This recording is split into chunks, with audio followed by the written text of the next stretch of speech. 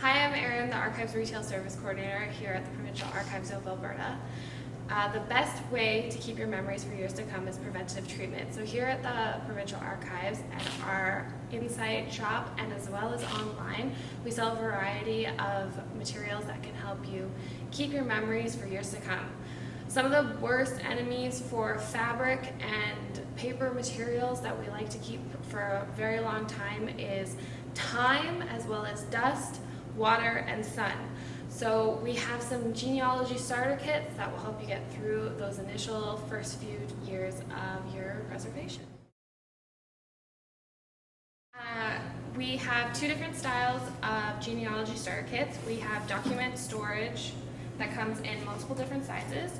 We have legal sizes in 2 and 5 inch, as well as letter size boxes that are also in 2 and 5 inch. These are the best for things like your primary documentation, like photographs, birth certificates, letters, things like that.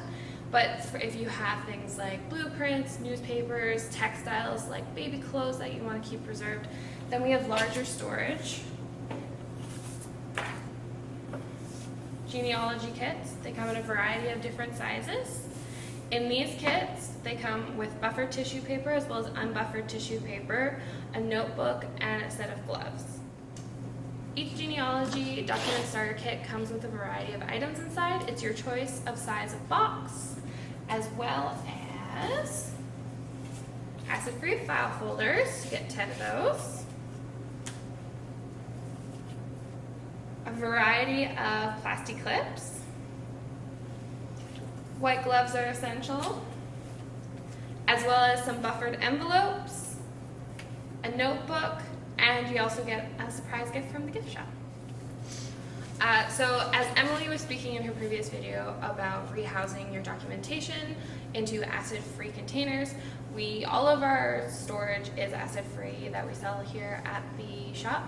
So we have things like acid-free envelopes, file folders, as well as our archival document and textile storage boxes are acid-free as well. So all paper products come with a level of acid that isn't harmful to us, but it's harmful to objects. So the acid breaks down things like the ink on the paper and sometimes even the paper themselves. So that's why it's really important to house them in acid-free containers, and that way it keeps them preserved.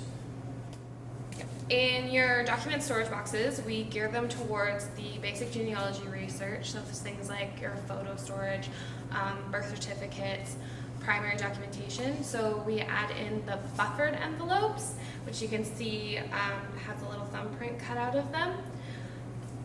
These envelopes without the little thumbprint cut out of them are unbuffered. As you can see, they're basically the exact same by look, and that's why we carry them with the thumbprint cut out and without, so that you can tell the difference.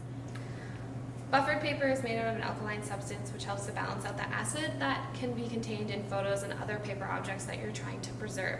You want to put cellulose fibers like cotton, basic photographs, anything that isn't an animal product into buffered envelopes.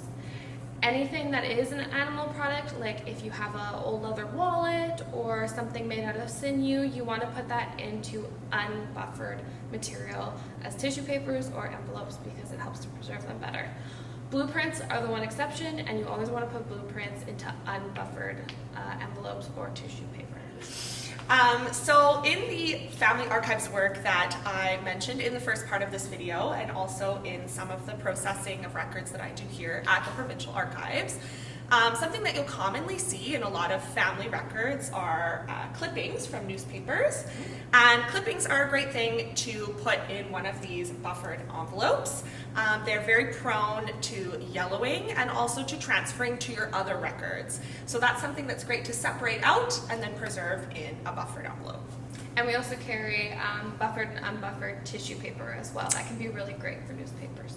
And tissue is also really wonderful for scrapbooks, which are also really common in family records. Sometimes you'll have scrapbooks with photographs or newspaper clippings, sometimes both.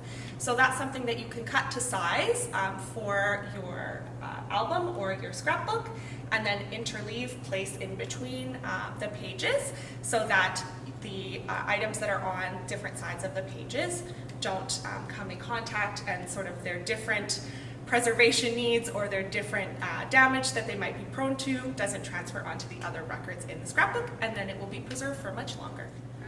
If there's one thing you're going to take away from this video, it's to keep any and all metal away from your genealogy research and your preservation. Metal can break down and it can rust your objects. I can't tell you how many times that I have opened a file and there's been a metal paperclip on our genealogy research in my family's private collection, and it's just rusted the entire top of the page, and either the photo or the name of the people has been completely lost. So that's why in your genealogy kits we include plastiklips, which are basically paper clips, but they're made out of plastic. It's best to be using the largest size for your primary research, so that's any original documentation that you have. But we've also included some smaller sizes for things like your notes, things that don't necessarily need to be preserved for a longer term, but just to keep everything organized.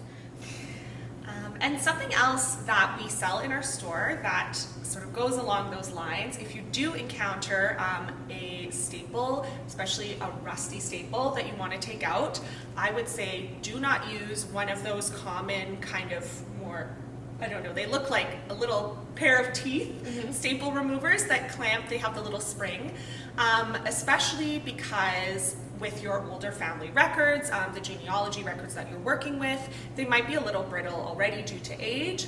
And so using something like that that has such great force can actually rip the paper of the record.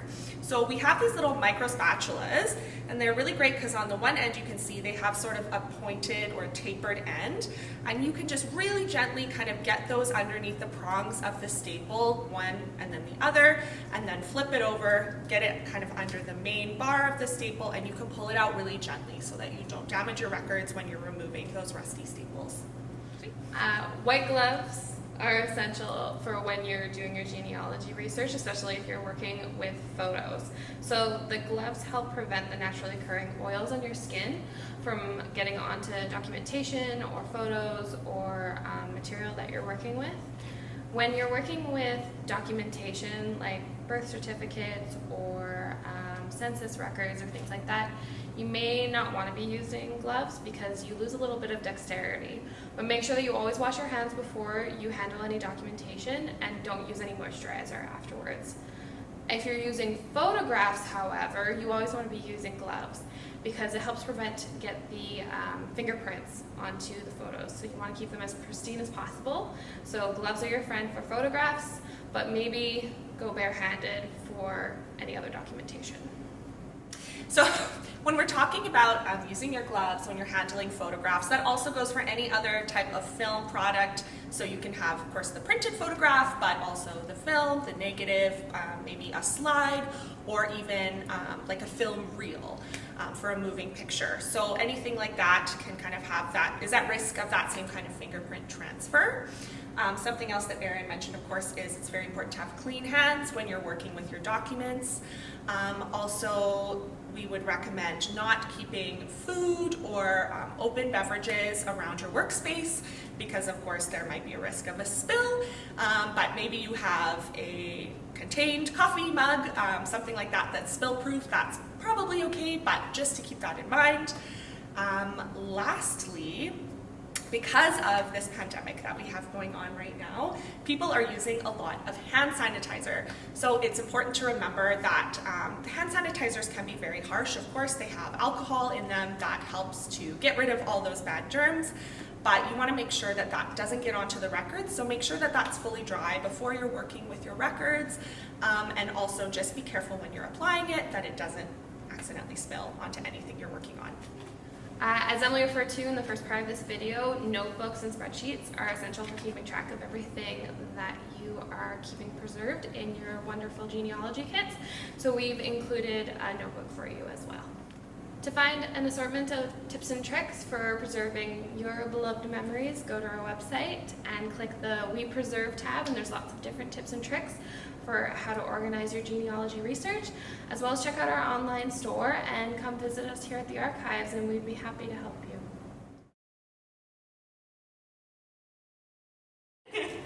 One more bonus tip for your genealogy preservation adventures is to purchase a bone folder. This is what it looks like, so it's the color of bone. And it's great for folding your file folders. So with your file folders, you can see at the bottom that there are these little lines, and so that is so that you can fold it for different sizes of files that you might have inside so that they will fit comfortably and sit well in your box. And so basically what you do is you take the bone folder, you put it on the line that you want to fold, and just kind of run it across, and that will help you make a clean fold, and it just really makes all your foldering very easy. So I would highly recommend purchasing a bone folder if you think that you're going to be working with file folders a lot.